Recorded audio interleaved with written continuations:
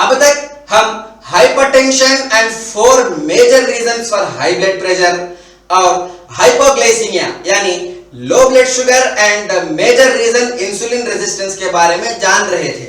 अब हम low blood sugar and high blood pressure के बीच इंटरलिंक को देखेंगे।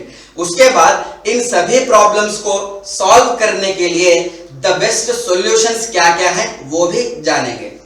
जब हमारी बॉडी में ब्लड ग्लूकोज लेवल्स कम हो जाते हैं तो हमारे ब्रेन को लो एनर्जी सिग्नल्स जाते हैं, तब हमारी बॉडी में स्ट्रेस हार्मोन्स रिलीज होते हैं।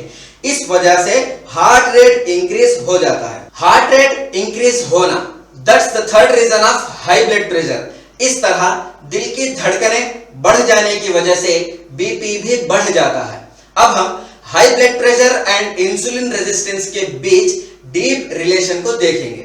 इसको समझने के लिए एक फिजियोलॉजिकल टर्म ऑस्मोसिस के फिनोमेना को समझना होगा। Osmosis means the movement of water across a semi-permeable membrane from an area of low water concentration to an area of high water concentration।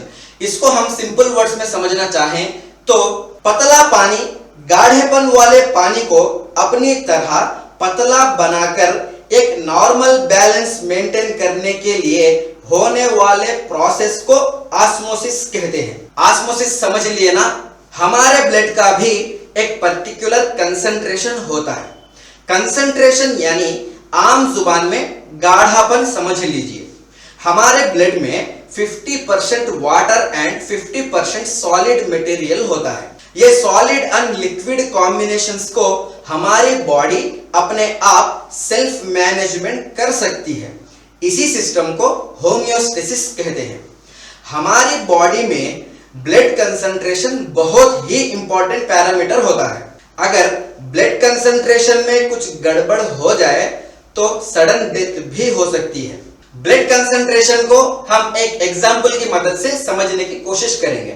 For suppose 0.9 ग्राम नमक 100 ml पानी में घोल दें तो वो आइसोटोनिक सॉल्यूशन बन जाता है, यानी 0.9% ऑफ सोडियम क्लोराइड। इसका और हमारे ब्लड का कंसंट्रेशन दोनों सेम होते हैं, इसलिए ब्लड में से आरबीसी को निकालकर इस आइसोटोनिक सॉल्यूशन में डाल दें तो रेड ब्लड सेल उसी तरह हेल्दी और उसके सारे फंक्शंस भी नॉर्मल रहते हैं। अब हम दूसरा एग्जांपल देखेंगे। अब की बार हम हाइपोटोनिक सॉल्यूशन बनाते हैं, यानी आधा नमक कम करके 0.45 ग्राम्स साल्ट को 100 ml वाटर में घोल दें तो वो हाइपोटोनिक सॉल्यूशन बन जाता है। इसमें नमक कम होने की वजह से इसका और हमारे ब्लड का कंसंट्रेशन मैच नहीं होता, थोड़ा सा कम रहता है। इसलिए ब्लड में से आरबीसी को निकालकर इस हाइपोटोनिक सॉल्यूशन में डाल दें तो आरबीसी का कंसंट्रेशन इससे ज्यादा होने की वजह से ऑस्मोसिस प्रोसेस के थ्रू आरबीसी सारे पानी को पीकर बलून की तरह फूल के बस्ट हो जाती है। अब हम तीसरी बार हाइपरटोनिक सॉल्यूशन बनाते हैं, यानी नमक को डबल करके 0.9 ग्राम के बजाय 1.8 ग्राम साल्ट को 100 ml वाटर में घोल दें तो वो हाइपरटोनिक सॉल्यूशन बन जाता है। इसका और हमारे ब्लड का कंसंट्रेशन मैच नहीं होता, थोड़ा सा ज्यादा रहता है। इसलिए ब्लड में से आरबीसी को निकालकर इस हाइपरटोनिक सॉल्यूशन में डाल दें तो आरबीसी के बाहर ज्यादा कंसंट्रेशन होता है, इसलिए उसके अंदर का सारा पानी हाइपरटोनिक सॉल्यूशन यानी ज्यादा गाढ़ेपन की तरफ जाने की वजह से आरबीसी श्रिंक होकर सिकुड़ जाती है। ये तो हमें पता है कि आरबीसी का काम हमारी बॉडी में ऑक्सीजन पहुंचाने का है। अगर आरबीसी के कंसंट्रेशन में कुछ गड़बड़ हो जाए तो वो डेड होकर हमारी लाइफ को भी डेंजर बढ़ जाता है। सो हमारे हेल्दी रहने के लिए आरबीसी का साइज और शेप बहुत ही इंपॉर्टेंट होता है।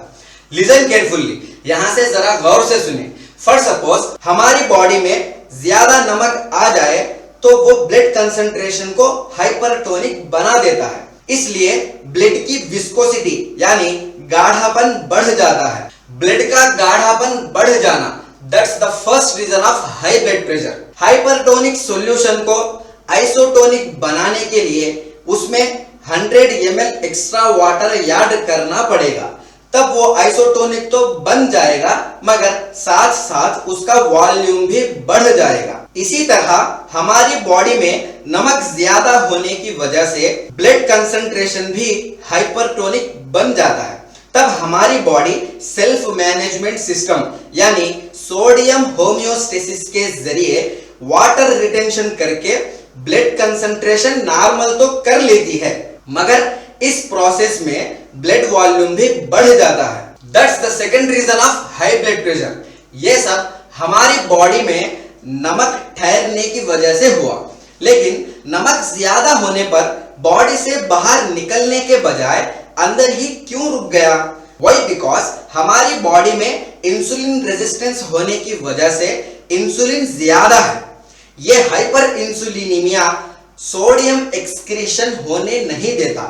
इस वजह से ब्लड में नमक की क्वांटिटी ज्यादा होकर वो गाढ़ा बन जाता है। इसको आइसोटोनिक मेंटेन करने के लिए हमारी बॉडी ज्यादा प्यास बढ़ाकर वाटर इनटेक के थ्रू ब्लड को पतला यानी नॉर्मल तो कर लेती है, मगर ब्लड कंसंट्रेशन को मेंटेन करने के चक्कर में ब्लड वॉल्यूम भी बढ़ जाता है and it leads to high blood pressure. यहाँ बीपी बढ़ने के लिए हम प्राइमरी रीजन पर गौर करें तो वो सिर्फ हमारा नमक खाना नहीं बल्कि हाइपर इंसुलिनीमिया की वजह से सोडियम बॉडी में रुक जाना ही इसकी असली वजह है। तो फिर ये बॉडी में इंसुलिन ज्यादा क्यों है? क्योंकि डाइट में कार्बोहाइड्रेट ज्यादा खाने की वजह से इंसुलिन रेजिस्टेंस क्रिएट होकर हाइपर इंसुलिनीमिया के जरिए हाइपोग्लाइसीमिया एंड हाइपरटेंशन क्रिएट होते हैं। इसी तरह अगर हम डायबिटीज में देखें तो डाइट का ग्लाइसेमिक लोड बढ़ने की वजह से ब्लड ग्लूकोज लेवल भी ज्यादा हो जाता है। इस वजह से खून का गाढ़ापन बढ़कर ब्लड प्रेशर हाई हो जाता है। ब्लड में शुगर ज्यादा होने की वजह से उसको डाइल्यूट करने के लिए ग्लूकोज होम्योस्टेसिस के जरिए हमारी बॉडी वाटर रिटेंशन करती है। तब blood volume and heart rate दोनों के बढ़ने की वजह से ब्लड प्रेशर भी इंक्रीज हो जाता है। अब finally fourth reason of high blood pressure यानी हार्डनेस ऑफ ब्लड वेसल्स को भी कोरिलेट करके देखेंगे। इसको समझने के लिए डॉक्टर क्रूज के एक इंटरेस्टिंग एक्सपेरिमेंट के बारे में जानना होगा, जिसका लिंक मैं डिस्क्रिप्शन में दे दूंगा, you can check. Doctor Cruz ने एक कुत्ते को लेकर उसके एक पैर में रोजाना इंसुलिन इंजेक्शन और दूसरे पैर में वाटर इंजेक्शन लगाते थे। ऐसा उन्होंने कुछ महीनों तक किया। उसके बाद देखा तो वाटर इंजेक्शन वाला पैर तो ठीक था, मगर इंसुलिन इंजेक्शन वाले पैर में बहुत ही ज्यादा ब्लॉकेज था। इंसुलिन जहां ज्यादा है वहां ब्लॉकेज भी ज्यादा होने पर हम साइंटिफिक एक्सप्लेनेशन को देखेंगे तो insulin is an anabolic hormone यानी ग्रोथ हार्मोन है। जब ब्लड में इंसुलिन जरूरत से ज्यादा रहेगा तो वो ब्लड वेसल्स में अनवांटेड ग्रोथ को भी बढ़ाएगा। इस वजह से ब्लड वेसल्स मोटी और सख्त हो जाती हैं। Hardness of blood vessels, that's the fourth reason of high blood pressure. So ये था low blood sugar and high blood pressure, insulin resistance and diabetes के बीच इंटरलिंक और डीप कनेक्शन। इन सबको कम करने के लिए कौन से ट्रीटमेंट मेथड्स अवेलेबल हैं और उन सब में द बेस्ट सॉल्यूशन क्या क्या है, उनके बारे में हम नेक्स्ट वीडियो में जानेंगे।